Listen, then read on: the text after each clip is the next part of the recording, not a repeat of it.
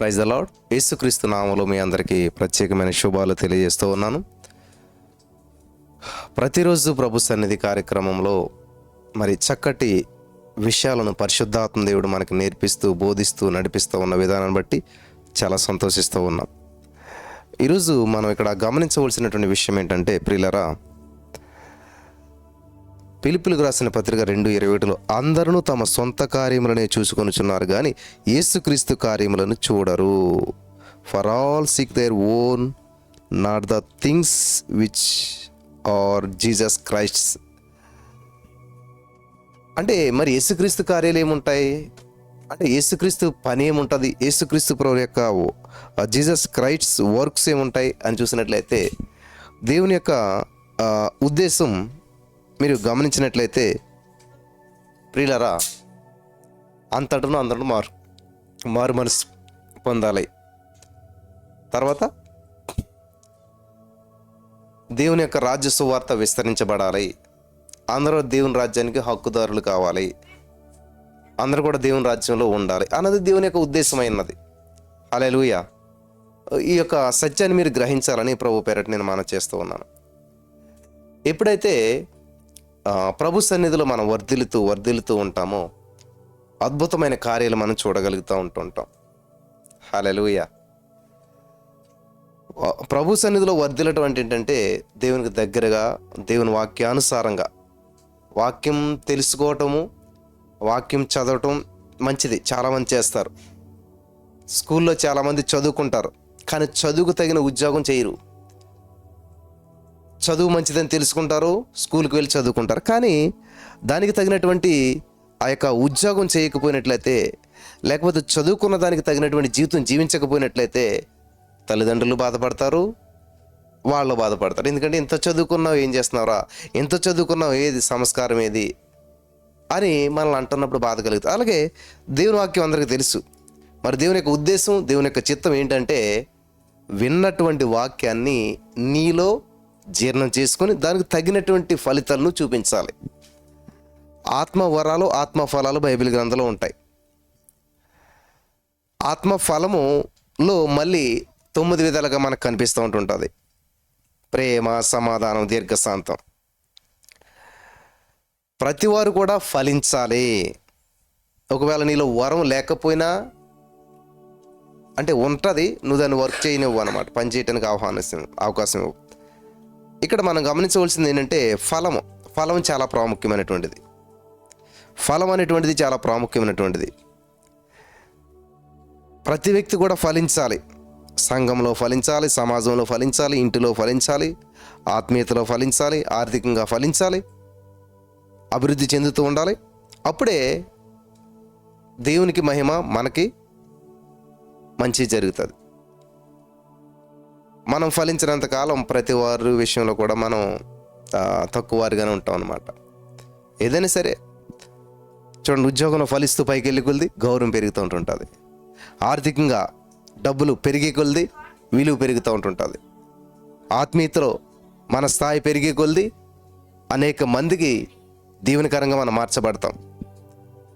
మన ఆత్మీయత పెరిగే కొలిది, అద్భుతమైన ఆశీర్వాదాలు మనం అనుభవించే కొలిది అనేక మంది దృష్టిని ఆకర్షిస్తాం. నువ్వు ఆశ్రయించబడే విధానం చూసి అనేక మంది దేవుని వైపు ఆకర్షితులవుతారు. సో ఈ విధంగా జరగాలంటే ఏం చేయాలంటే, ఇక్కడ చెప్తున్నాడు అనమాట, తమ సొంత కార్యములను చూసుకొనిచున్నారు కానీ యేసుక్రీస్తు కార్యం చూడరు. ఇక్కడ తిమోతి గురించి చెప్తూ ఉన్నాడు. ఆయన మీ క్షేమ విషయమే నిజంగా చింతించేవాడు, అతని వంటి వాడు ఎవడు నా యొద్ద లేడు. పౌలు గారు ఫిలిప్పీ సంఘానికి రాస్తూ, ఫిలిప్పీలకు రాసిన పత్రికను, మరి ఆ సంఘ క్షేమం భద్రత కొరకు తిమోతి నేను పంపిస్తూ ఉన్నాను. అందరూ తమ సొంత పనులు చూసుకుంటారు, తమ బాగు చూసుకుంటారు, కానీ తిమోతి విషయంలో నేను గమనించింది ఏంటంటే, చెప్తున్నాడు ఇక్కడ 20, అతని యోగ్యత మీరు ఎరుగుదురు. తండ్రికి కుమారుడు ఎలాగో సేవ చేయనో అలాగే అతడు నాతో కూడా సువార్త వ్యాపకము నిమిత్తం సేవ చేశాను. సువార్త వ్యాపకము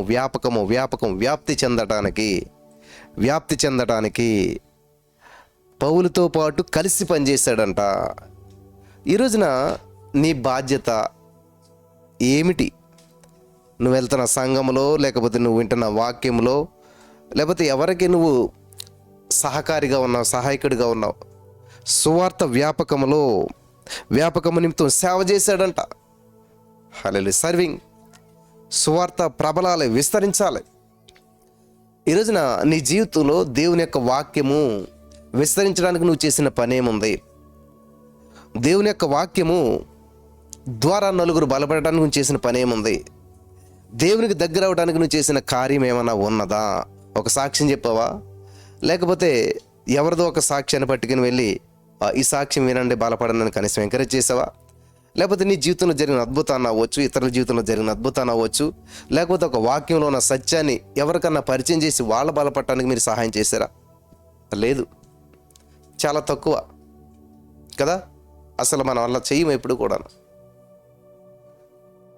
ఏంటి, విన్నామా, తిన్నామా, పడుకున్నామా, బలపరచబడ్డామా?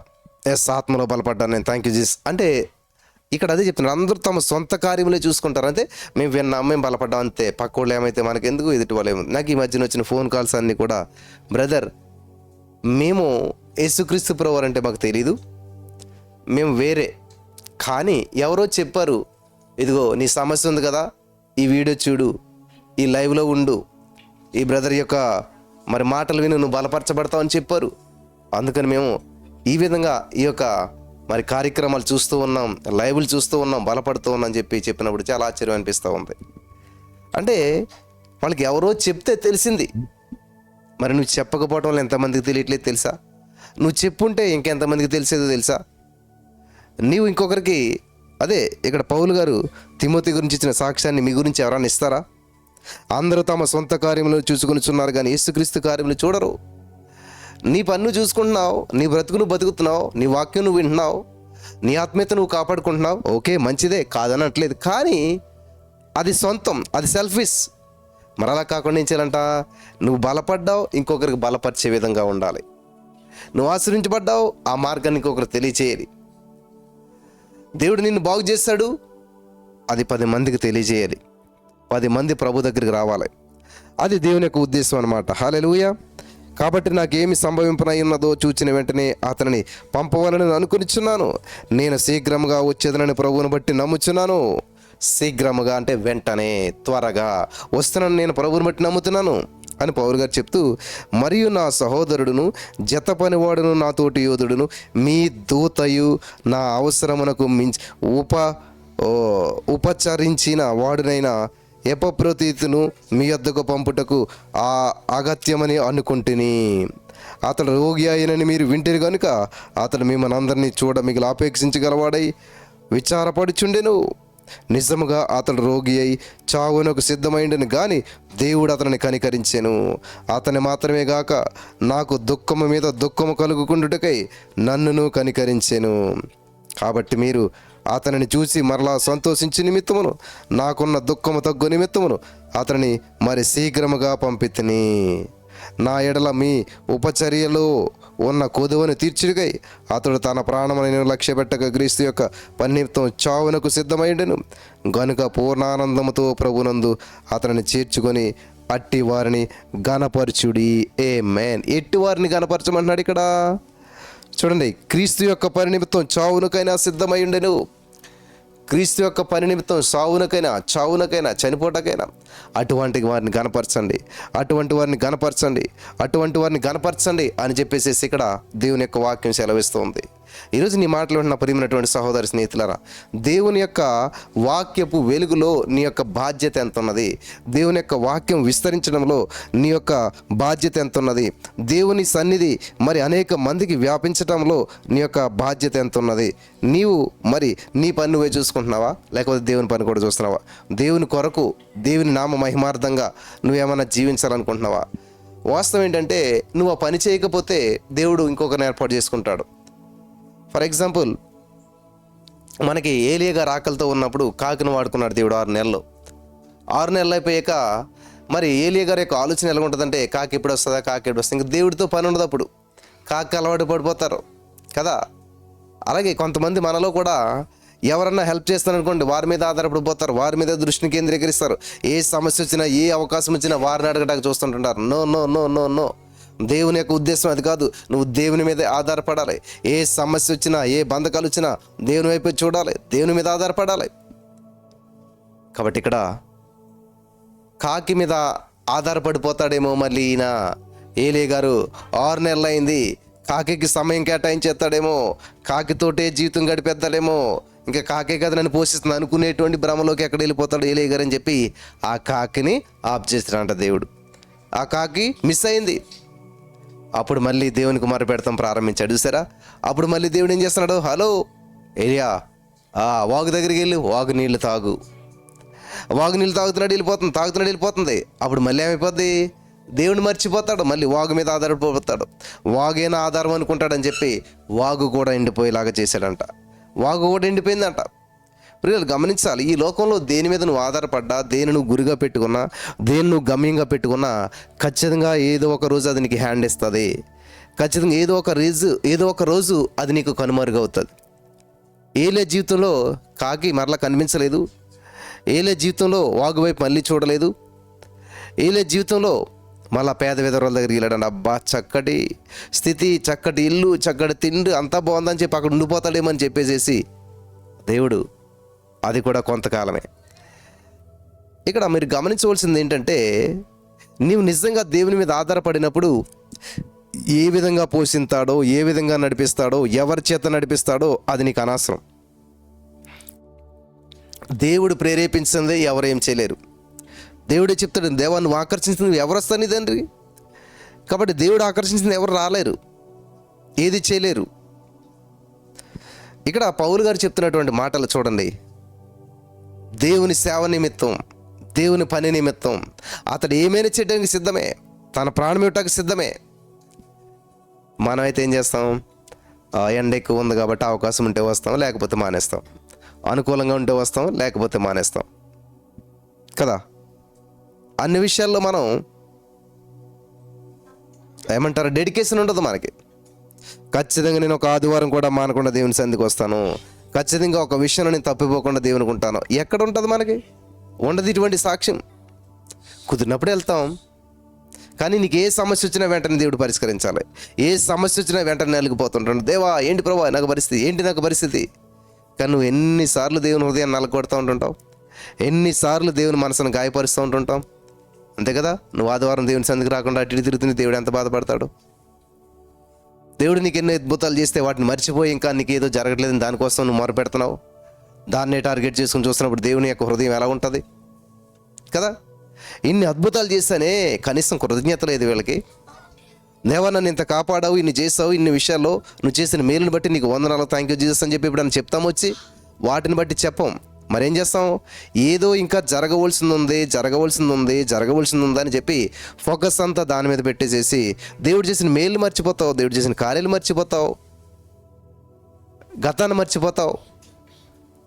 ప్రజెంట్ నాకు ఇది కావాలి, ఇది జరగాలి, ఇది ఎలా ఉండాలి, ఇంతే. ఇది జరగలేనప్పుడు ఏం చేస్తున్నాడు దేవుడు? ఎందుకని దేవుడు ఆలోచన చేస్తున్నాడు? అసలు దేవుడు నా మరెందుకు ఆలకించట్లేదు? నీకంటే నిన్ను సృష్టించిన సృష్టికర్తకు నీ గురించి బాగా తెలుసు, నీకు ఏది అవసరమో నీకు తెలుసు.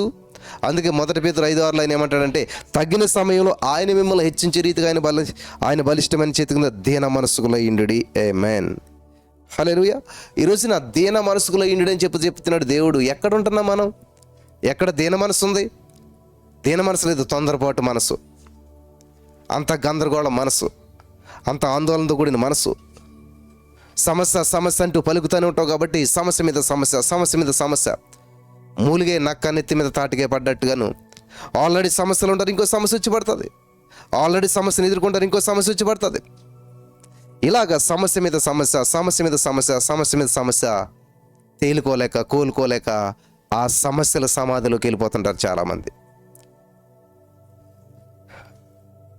ప్రతి సమస్యను పరిష్కరించే ప్రభువు మనకున్నాడు.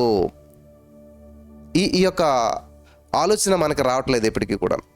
నా దేవుడు ఏ సమస్య నుంచి నన్ను విడిపిస్తాడో, నా దేవుడు ఏ సమస్య నుంచి నేను సరే నన్ను గొప్ప చేస్తాడు. సమస్య నన్ను అంతమొందించలేదు, నేను ఆ సమస్యను అంతమొందిస్తాను.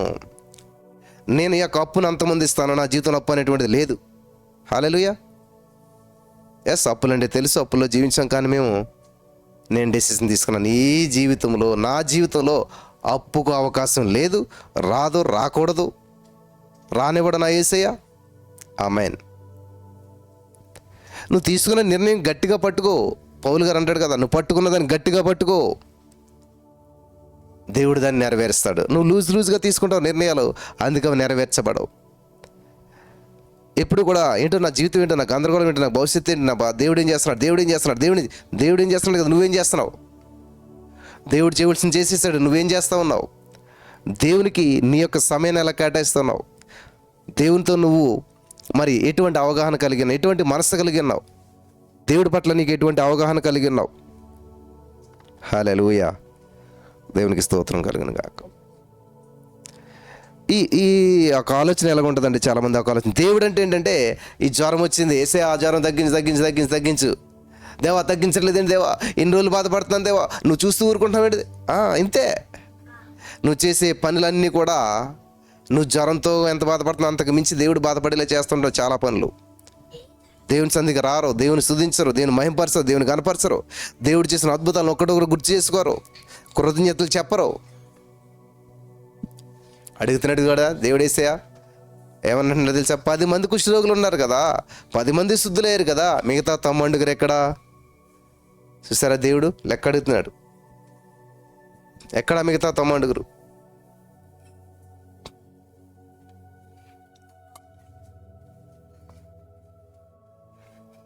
అంటే ఏరి థ్యాంక్ యూ చెప్పేవాళ్ళు ఎక్కడున్నారు? 10 మంది థ్యాంక్ యూ చెప్తారనుకుంటే ఒక్కలే చెప్తున్నారే. ఈ మధ్య నాకు చాలామంది ఆఫర్స్ ఇస్తూ ఉన్నారన్నమాట. ఏంటంట, వాళ్ళ జీవితంలో జరగవలసింది జరిగితే నాకు సాక్ష్యం చెప్తారంట.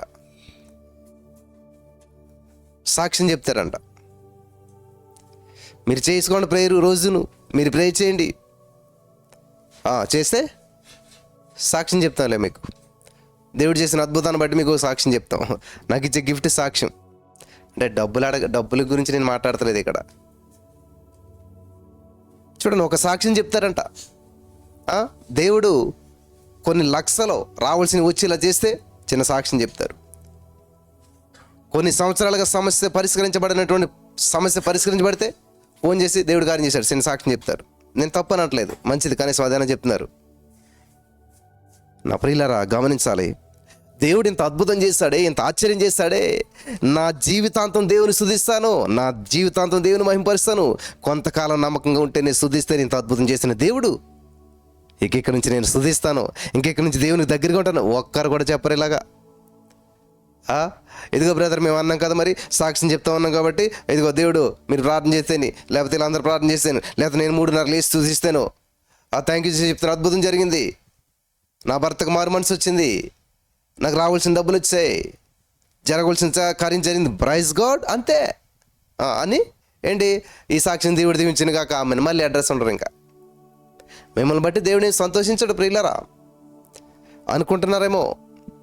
ఆ చిన్న సాక్ష్యాన్ని బట్టేసేసి ఇంకొకరు ఎవరో బలపడవచ్చు, వాళ్ళ జీవితంలో దేవుడు మళ్ళీ కార్యాలు చేస్తుండొచ్చు. ఓకే, దేవుడు నా మహింపరచబడుతుంది. కానీ నీ జీవితం ఇంకా ఏదో అవుతుంది అనుకుంటావేమో. అద్భుతాలు చేసే కొలది దేవుని హత్తుకోవడం నేర్చుకోవాలి. దేవుడు నిన్ను హెచ్చించే కొలది హత్తుకోవటం మొదలు పెట్టండి. హల్లెలూయా, వింటున్నారా? దేవుడు మేలు చేసే కొలది హత్తుకోవటం మొదలు పెట్టండి. చూడండి, ఫర్ ఎగ్జాంపుల్, ఒక అమ్మాయి ఒక అబ్బాయి ఇష్టపడ్డారు అనుకోండి. వాళ్ళు ఫస్ట్ ఏం చేస్తారు, చూసుకోవటానికి కొంచెం ఇబ్బంది పడతారు, కొంచెం చూసుకోవటం మొదలు పెడతారు, తర్వాత కొంచెం మాట్లాడుకుంటూ మొదలు పెడతారు, తర్వాత పెద్దలను ఒప్పించి ప్రదానం చేసుకుంటా కొంచెం పబ్లిక్గా మాట్లాడుకుంటుంటారు, కొంచెం భయంతో కలుస్తూ ఉంటుంటారు. తర్వాత ఏమవుతుంది, వివాహం అవుతుంది. అప్పుడు ఏమైపోతారు, మొత్తం దగ్గర అయిపోతారు. ఇంకా వాళ్ళని ఎవరు ఏమనరు, వాళ్ళ దగ్గరగా ఉంటారు. ఇది గమనించవలసిన విషయం. దేవుడు నీకు చేసే మేలుని బట్టి నువ్వేం చేయాలి, ఇంకా దగ్గర అయిపోవాలి. అంటే దగ్గర అయ్యగలది ఏమవుతుంది, దేవుని సంపూర్ణంగా తెలుసుకోగలుగుతావు, దేవుని మనసును తెలుసుకోగలుగుతావు. అప్పుడు దేవుని ఇంకా స్తుతిస్తావు, దేవుని ఇంకా మహింపరుస్తావు, దేవుని ఇంకా గణపరుస్తావు. In the name of Jesus, hallelujah. ఇది జరగట్లేదే మన జీవితాల్లో. ఎన్నో వందల మంది వస్తారు. నాకు దేవుడు ఇచ్చినటువంటి అద్భుతమైన మరి గిఫ్ట్ ఏంటంటే, ప్రతి వారం కొత్త వాళ్ళు చర్చకు వస్తారు. ప్రతి ఆల్నైట్లో కొత్త వాళ్ళు వస్తుంటుంటారు. వచ్చిన వారందరూ కూడా చక్కగా అద్భుతాలు పొందుకుంటుంటారు. దేవునికి స్తోత్రం కలుగును గాక. వారు ఆశించినవన్నీ కూడా విడుదల పొందుకుంటారు. ప్రతి కార్యం చూస్తూ ఉంటుంటారు. దేవుడు నమ్మదగిన వాడు కాబట్టి వారి జీవితంలో ఏ సమస్య వచ్చినా విడుదల పొందుకుని వెళ్తారు. ప్రతి నెల 4వ శుక్రవారం సంపూర్ణ రాత్రి ప్రార్థన సికింద్రాబాద్లో జరుగుతుంటుంటుంది. మరి వచ్చినటువంటి వారందరూ కూడా దీవించబడతారు. వస్తే మళ్ళీ నెల కనిపిస్తారు, తర్వాత మళ్ళీ కనిపించరు. ఒక సాక్ష్యం చెప్తారు, అంతే, మళ్ళీ కనిపించరు. పిల్లలు గమనించాలి, నేను ఎవరిని బాధ పెట్టాలని మాట్లాడతలేదు, కానీ అంటే మనిషి ఎందుకు తిరుగుతున్నాడు అంటే సమస్యల పరిష్కారం కోసం మాత్రమే తిరుగుతున్నాడు. హాస్పిటల్కి ఎందుకు వెళ్తాడు రోగి? ఏదో అనారోగ్యం వస్తే బాగు చేయించుకోవటానికి వెళ్తాడు. బాగాయక మళ్ళీ హాస్పిటల్కి వెళ్ళడు.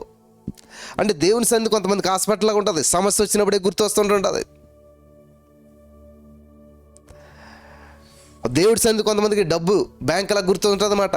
బ్యాంక్ ఎప్పుడు వెళ్తాం? మనం డబ్బులు తీసుకోవటానికి వెళ్తాం.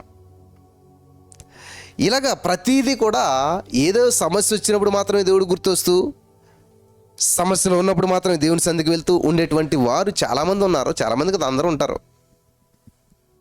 మంచిదే, సమస్యలతో దేవుని సందికి వెళ్ళటం మంచిదే, విడుదల పొందుకుని బయటికి రావడం మంచిదే. కానీ అక్కడితో ఆగిపోకూడదు, ఇంకా సాగిపోవాలి. నీకు సమస్య వచ్చినా రాకున్నా దేవుని సందికి వెళ్ళాలి.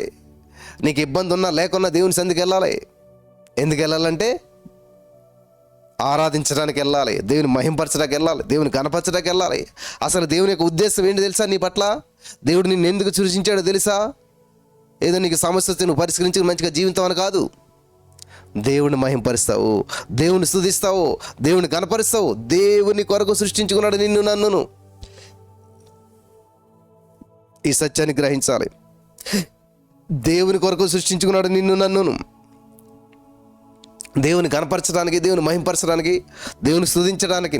హల్లెలూయా. ఈ సత్యం తెలియకపోవడం వల్లే చాలామంది జీవితాల్లో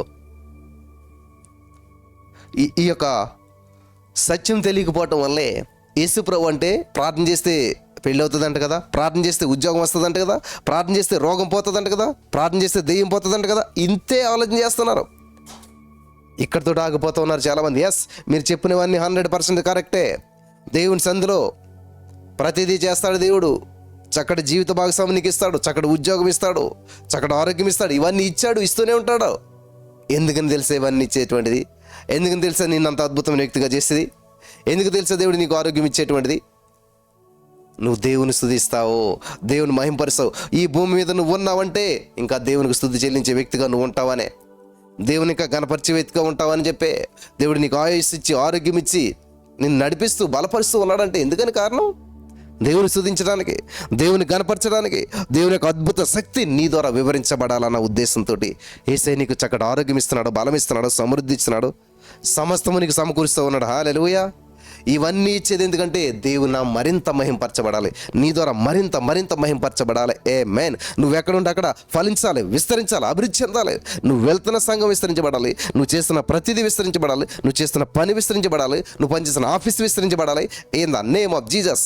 యోబు మరి ఎలాగైతే సమస్య వచ్చినా కానీ రెండంతలుగా విస్తరించబడ్డాడో, అలాగే యోసేపు ఎక్కడైతే ఉన్నాడో అక్కడ ఆ యొక్క దేశం, ఆ యొక్క రాజు, ఆ యొక్క ఇల్లు, ఆ యొక్క జైలు విస్తరించబడుతుంది, ఫలిస్తూ ఉంది, అభివృద్ధి చెందుతూ ఉంది. In the name of Jesus. Hallelujah. ఈ రోజున ఈ మాటలు వింటున్న ప్రియమైనటువంటి సహోదరి స్నేహితులారా, యేసయ్య నీతో మాట్లాడుతున్నాడు. ఈ రోజున యేసయ్య నీ పట్ల ఒక ఉద్దేశాన్ని కలిగి ఉన్నాడు. యేసయ్య నిన్ను ప్రశ్నిస్తూ ఉన్నాడు. ఏంటి నీ పని అసలేని? నువ్వు బతికి ఈ భూమి మీద పుట్టి బ్రతికింత కాలమైంది, ఏం సాధించావు? ఎన్ని ఆత్మలు దేవుని వైపు నడిపించావు? ఎంతమందిని బలపరిచావు? ఎంతమంది జీవితాలు కట్టబడడానికి నీ మాటలు ఉపయోగపడ్డాయి? ఎంతమంది దేవుని వైపు ఆకర్షితులవటానికి నీ సాక్ష్యము, నీ జీవితము, నీ యొక్క మరి మాటలు ఉపయోగపడ్డాయి అని ప్రభు అడుగుతూ ఉన్నాడు. ఈ రాత్రికాల సమయంలో మరి యొక్క వర్తమానం ఇచ్చినటువంటి వారందరితో దేవుడు మాట్లాడుతున్నాడు. ప్రియులారా, గమనించాలి. ఏంటి నీ బాధ్యత? ఏంటి అసలేని? ఏంటి నీ పని? ఏంటి? ఏం చేస్తున్నావు నువ్వు అసలేని? హల్లెలూయా. టార్గెట్ అంతా ఉద్యోగం రావాలి, పెళ్ళి అవ్వాలి, పిల్లలు పుట్టాలి, మళ్ళీ వాళ్ళకి పెళ్ళిళ్ళు, అయిపోయింది జీవితం. మరి నువ్వేంటి? నిన్ను సృష్టించిన సృష్టికర్తకు నువ్వేం చేస్తూ ఉన్నావు? నిన్ను సృష్టించిన దేవుని కొరకు నువ్వేం చేస్తూ ఉన్నావు? పరిశుద్ధాత్మ దేవుడు ఈరోజు మాట్లాడుతున్నాడు ప్రియులారా. కాబట్టి ఇది ఆచారంగాను అలవాటుగాను మనం వెళ్ళిపోయినట్లయితే ఎప్పటికీ దేవుని యొక్క సన్నిధిని అనుభవించలేం. అందరూ తమ తమ సొంత కార్యములనే చూసుకుంటూ ఉన్నారంట. సొంత కార్యాలు, ఎవరి పని వాళ్ళదే, ఎవరి బిజీ వాళ్ళదే. ఈ రోజున పరిశుద్ధాత్మ దేవుడు నీతో మాట్లాడుతున్నాడు ప్రియులారా. హల్లెలూయా, హల్లెలూయా. చావు బ్రతుకుల మధ్యలో ఉన్నటువంటి పౌలు అనేక మందికి రోగులను స్వస్థపరిచాడు. హల్లెలూయా. అనేక మంది విశ్వాసులకి బలాన్నిచ్చాడు. పౌలు అనేక మందికి జబ్బులు పూర్తిగా నయం చేశాడు. కానీ ఎపఫ్రోదితు వెంటనే బాగు చేయలేకపోయాడు. ఎపఫ్రోదితుని చూడండి, అనేక మందిని బాగు చేసిన పౌలు పక్కనే ఉన్నట్టు ఎపఫ్రోదితు విషయం ఎందుకని ఆలస్యం అయిపోయింది, చేయలేకపోయాడు వెంటనే.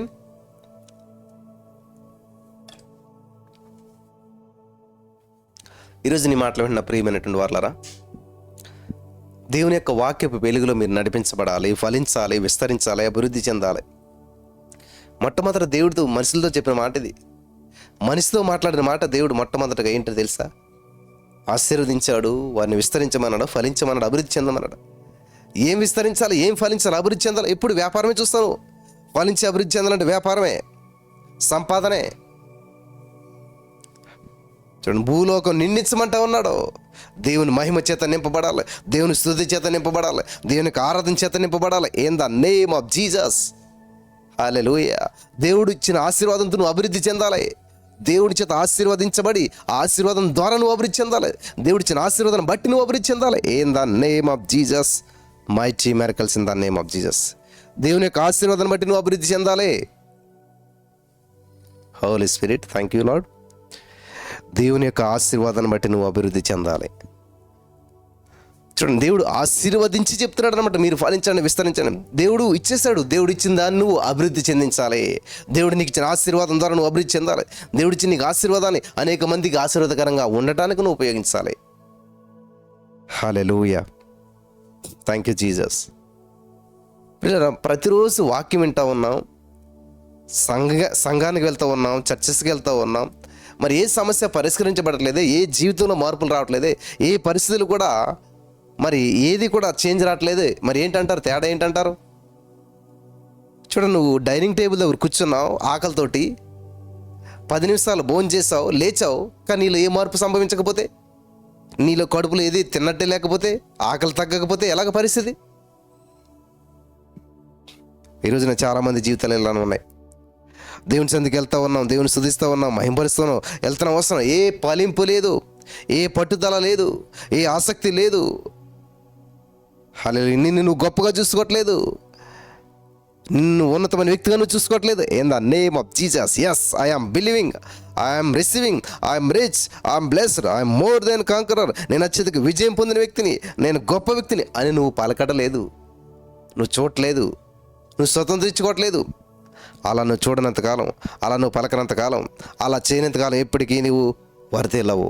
అందరూ తమ సొంత కార్యం చూసుకుంటున్నారంట. అందరూ తమ సొంత కార్యాలు చూసుకుంటున్నారంట. చూసారా ప్రియులారా? హల్లెలూయా.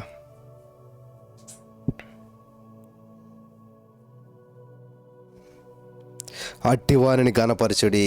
సేవ కొరకు కష్టపడేవారిని గణపరచండి, గణపరచండి. హల్లెలూయా. నన్ను గణపరచువారు నేను గణపరుస్తాను అన్నాడు దేవుడు. కాబట్టి పౌలు చెప్తున్నటువంటి వ్యక్తులు దేవుని కనపరిచేవారు, అలా దేవుని మహింపరిచేవాళ్ళు, దేవుని కొరకు ఏదైనా చేయడానికి సిద్ధం, దేవుని కొరకు ఎటువంటి సమస్యనైనా ఎదిరించుతారు, దేవుని కొరకు ఎటువంటి శిక్షణను అనుభవిస్తారు, ఎటువంటి లోయలో కన్నా వెళ్తారు, ఎటువంటి ఎత్తైన ఎక్కుతారు. ఆమేన్, ఆమేన్. ఎందుకంటే దేవుడు నీకు తోడుగా ఉంటే అది లోయలాగా అనిపించదు. దేవుడు నీకు తోడుగా ఉంటే అది పర్వతం నీకు పర్వతంలాగా అనిపించదు. In the name of Jesus. కాబట్టి గాఢంధకారపు లోయలో సంచరించిన ఏ తెగులునా కూడా సమీపించదు. అంటే అర్థం ఏంటంటే నీకు దేవుడు తోడుగా ఉన్నాడు, యేసయ్య నీకు కాపరిగా ఉండి నిన్ను నడిపిస్తున్నాడు. కాబట్టి నీకు గాఢంధకారపు లోయలో సంచరించినా సరే ఏ తెగులు నీ గుడారాన్ని సమీపించదు, ఏ సమస్య నిన్ను దరి చేరదు. ఆమేన్. నువ్వు అనుకుంటున్నావు లోకంలో ఏదో అయిపోతుంది తలకిందులని, అది నువ్వు నమ్మితే అది నీకు సంభవిస్తుంది. లోకం తలకిందులైనా సరే నాకు ఏమీ సంభవించదు. నా యేసయ్య నాతో ఉన్నాడు. ఏ సిస్టమ్ మారినా, ఏ సంస్థలు మారినా, ఏ ప్రభుత్వాలు మారినా, in the name of Jesus. నా యేసయ్య మారడు. నేను నా యేసయ్య దృష్టిలో ఉన్న వ్యక్తిని, నేను నా యేసయ్య చిత్తంలో ఉన్న వ్యక్తిని, నేను నా యేసయ్య చిత్తానుసారంగా జీవిస్తున్న వ్యక్తిని నేను. కాబట్టి నాకు కూడా ఏది అప్లై అవ్వదు, ఏది నాకు ఎంత మాత్రం హాని చేయదు, నాకు వ్యతిరేకంగా ఏ ఆయుధం వర్తిల్లదు అని నువ్వు దేవుని మీద ఆధారపడి నువ్వు పలకాల. ప్రియులారా, ప్రభుత్వాలు మారినా, శాసనాలు మారినా, రూల్స్ మారినా, ఏది మారినా నా యేసయ్య మారడు. నా యేసయ్య మీద ఉన్న ప్రేమ నాకు మారదు. Amen. In the name of Jesus. నా యేసయ్యని నేను అంతగా ప్రేమిస్తున్నాను కాబట్టి ఏది మారినా, ఏది జరిగినా నేను నా యేసయ్యతో ఉంటాను. ఆయన నన్ను విశ్వాసంలో స్థిరపరుస్తాడు. ఆమేన్. హల్లెలూయా. ఏది చేయాలో అది చేస్తాడు, ఎలా చేయాలో అలా చేస్తాడు, ఎప్పుడు చేయాలో అప్పుడు చేస్తాడు. తగిన సమయం, 1 పేతురు 5:6 తగిన సమయంలో ఆయన మిమ్మల్ని హెచ్చించే రీతిగా ఆయన బలిష్టమైన చేతి కింద దీన మనసుకులైండడి. In the name of Jesus. దీన మనసుకులైండడి. హెచ్చిస్తాడు, ఖచ్చితంగా దేవుడు హెచ్చిస్తాడు, ఖచ్చితంగా దేవుడు హెచ్చిస్తాడు. ఆమేన్.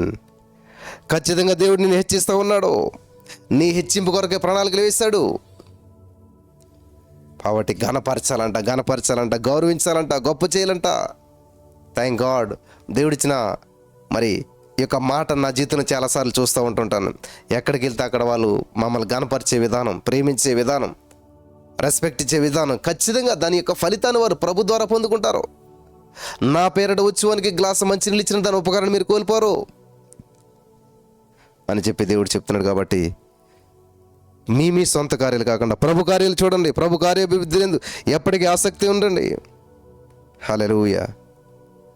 దేవునికి స్తోత్రం కలుగును గాక.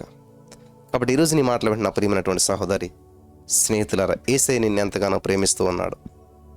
యేసయ్య నీ పట్ల గొప్ప ఉద్దేశాన్ని కలిగి ఉన్నాడు. ఈ యొక్క మరి వాక్యం ద్వారా పరిశుద్ధాత్మ దేవుడు మనల్ని బలపరిచి ఆయన యొక్క ఉద్దేశాన్ని, ఆయన మనసును తెలుసుకుని మీరు వర్ధిల్లే కొలది దేవుని హత్తుకునడానికి పరిశుద్ధాత్మ దేవుడు మీకు సాయం చేసి నడిపించి బలపరచును గాక. ఆమేన్.